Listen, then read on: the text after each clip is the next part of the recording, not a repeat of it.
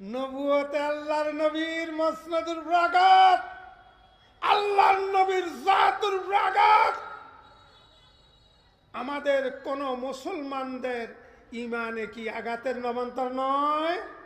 কি ভাই, আমাদের ইমানে আঘাত নয়? রসুলের খতম নবুয়তের আঘাত মানে আমাদের ইমানের আঘাত।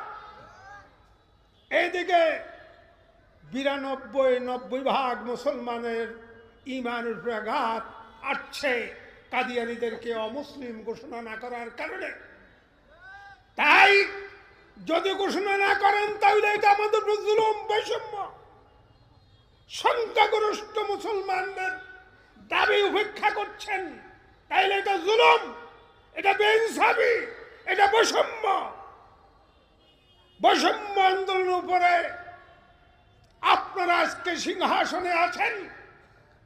বৈষম্য দূর করার জন্য সবচেয়ে বড় ইমানি বৈষম্য হচ্ছে কাদিয়ানীদেরকে অমুসলিম ঘোষণা না করা